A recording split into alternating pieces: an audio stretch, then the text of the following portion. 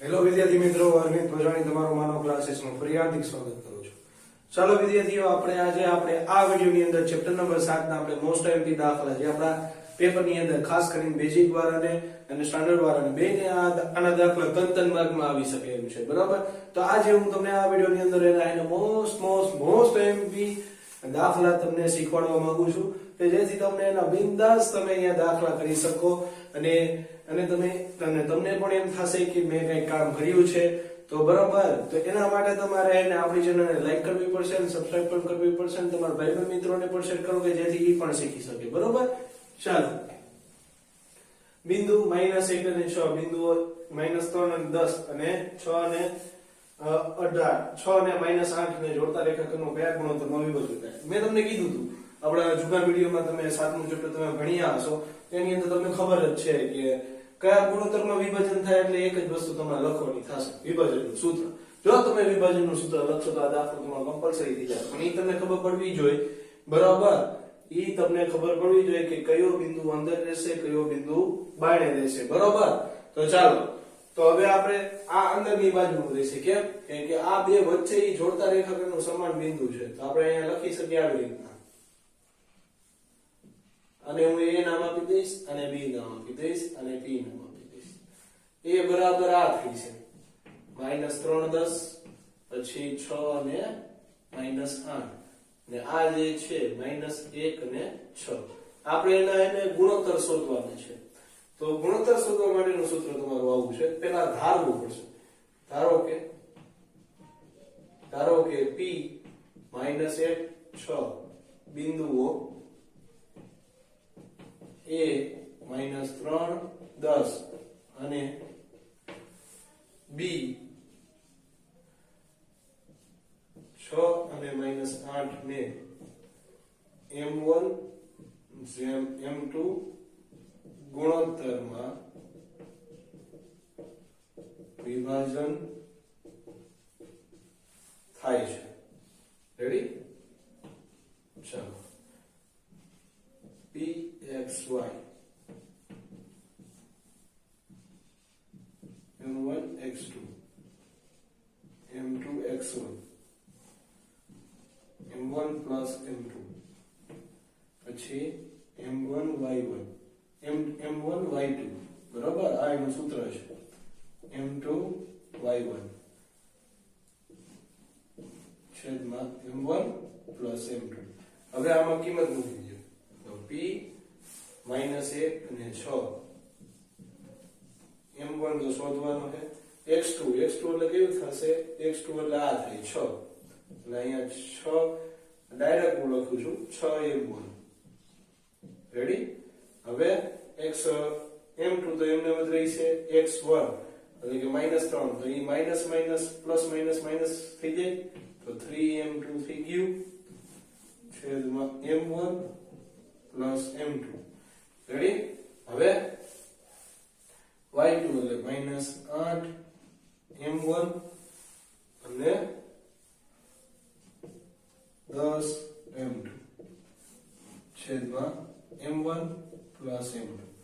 હવે જો વિદ્યાર્થી, આમાંથી તમે x સરખાવશો તો પણ જવાબ આવી જશે, y સરખાવશો તો પણ જવાબ આવી જશે. તમે કોઈ પણ લઈ શકશો. તો x અક્ષ પરથી એવું લખવું હોય તો લખી શકશો તમે. x અક્ષ પરથી -1 બરાબર 6 M1 -3 M2 ના છેદમાં M1 પ્લસ M2. હવે આ અહીંયા આવશે, આની સાથે ગુણાકાર કરશે એટલે આવું થઈ જશે -M1 પ્લસ માઈનસ M2 બરાબર 6 M1 -3 M2. હવે જો -M નાની બાજુ આવશે એટલે પ્લસ થઈ જશે, ના આની બાજુ આવશે એટલે એ પ્લસ થઈ જશે. હવે આ 3M2 નાની બાજુ લઈ આવશું, આ M1 નાની બાજુ લઈ આવશું, બરોબર.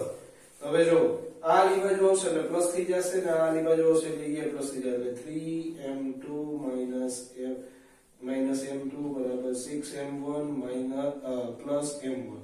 તો આની બાદબાકી થશે એટલે 2M2 થઈ ગયું, આનો સરવાળો થશે એટલે 7M1 થઈ ગયું. હવે આપણે ગુણોત્તર શોધવાનો છે, તો ગુણોત્તર આપણે શું શોધવાનું? M1 જેમ M2 એટલે કે M1 ના છેદમાં આપણે M2 શોધવાનો. તો હવે કામ કરશું, તે m2 ને આલી બાજુ લઈ લઈ બા તો આ 7 આલી બાજુ જશે ને 7 આલી બાજુ અહીંયા બગડો છે જ ઓલરેડી તો 7 નીચે જશે તો m1 જેમ m2 બરાબર 2 જેમ 7 જવાબ તમારો આવશે જો બેઝિક વાળા ખાસ કરીને આ સ્ટેપમાં ધ્યાન રાખવાનું તમારે શું કરવાનું ગુણોત્તર શોધવાનો છે તો એને છેદમાં લખવાનો m1 ના છેદમાં m2 તો આને અહીંયા લઈ આવશો તો અહીંયા બગડો એકલો થઈ જશે તો પછી આ 7 ને અહીંયા મૂકશો તો એ ભાગાકારમાં આવી જાય એટલે આવું થઈ જાય એટલે આવી રીતના 3 માર્કનો દાખલો તમારો થશે ચાલો હજી એક બીજો એક મોસ્ટ આઈએમપી દાખલો જે પૂછાય એવો છે બરોબર આવી રીતના તમને બીજા આ સૂત્રના દાખલો તમને પૂછી શકે આ સૂત્ર આમાં કેવી રીતના લાગશે તો જો AB સમાંતર BC કીધું બરોબર તો જો સેન્ટરમાં બેયમાં જે કોમન હોય એ સેન્ટરમાં થશે એટલે B અહીંયા આ 5 2 3 4 અને આ x અને y હવે આ x અને y ના તમારે બિંદુને અહીંયા શોધવાના છે તેનો મતલબ શું સમજવાનો અહીંયા મધ્ય બિંદુનું સૂત્ર તમારું લાગશે બરોબર કેમ કે જો એને સમરેખ કીધા એટલે તો મધ્ય બિંદુનું સૂત્ર આવું થશે